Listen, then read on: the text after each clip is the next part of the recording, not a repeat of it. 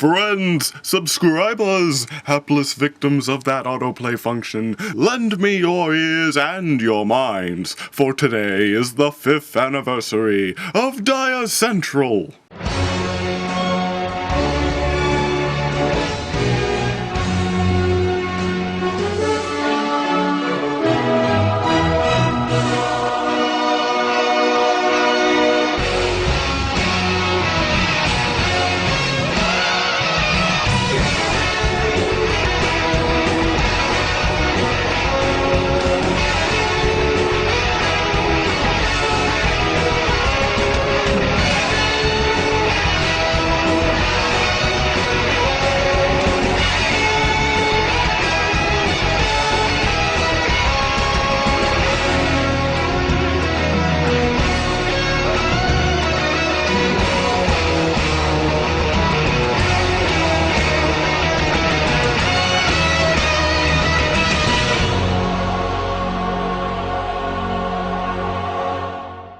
That's right, 5 long years since that fateful day when Glenn Dyer decided that he was sick of sharing the account G5366S2C88 with his cousin Scott, and decided to create a new channel with a new name, and nothing new to add for several months.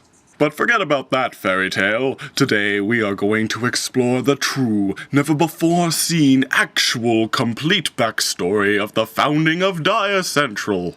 Our story begins when Old Man Dyer goes into the Ocelot Medical Institute in California in the hope of... the man with a gun at my head is telling me that that section of the story is classified. Let's move forward a few pages.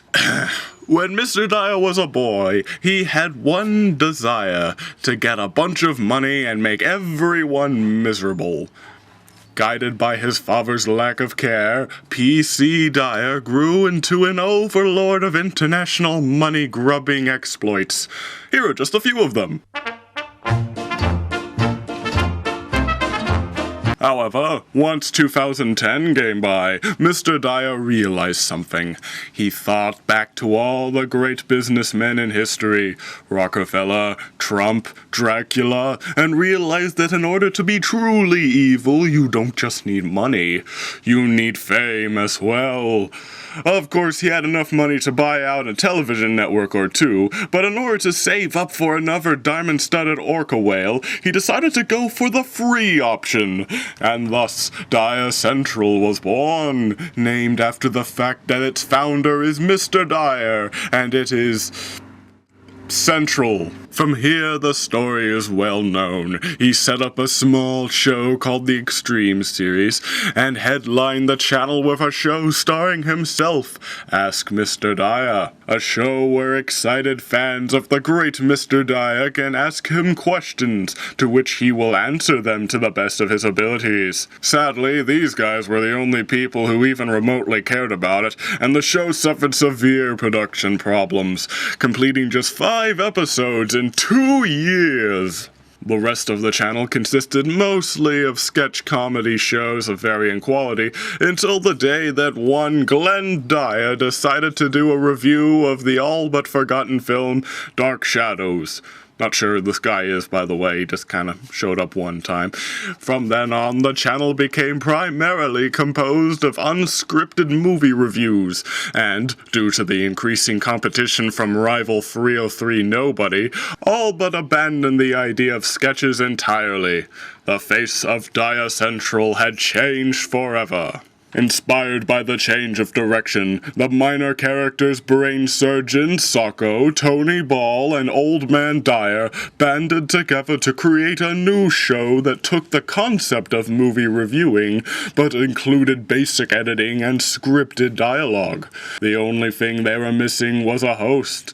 They eventually decided to choose a man Old Man Dyer knew called Chadwick Jones, who was currently being held in a top-secret facility, which they thankfully gained access to. After the first episode and the chaos that followed, Dyer and Hangry Hippie decided to sign on for the show too, and sadly Tony Ball lost his long struggle with explosive prostate cancer.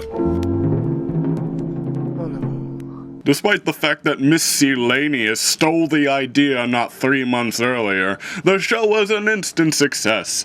But sadly not everyone was happy about it. Mr. Dyer grew jealous of the things that were slightly more successful than the show starring him. He got angry, almost destroyed the channel, and was violently murdered in the ensuing coup, where the now predominant figure Chadwick Jones decided to make Dyercentral for the Dyercentralians. Today, Chadwick Jones is on the tail end of Season 2, with at least 3 more seasons currently in production. Dyer-Situations, as the unscripted reviews were later called, now comprise over 2/3 of all the videos on the channel. And now it seems that the rest of the story is yet to be written. What exciting things are in Dyercentral's future?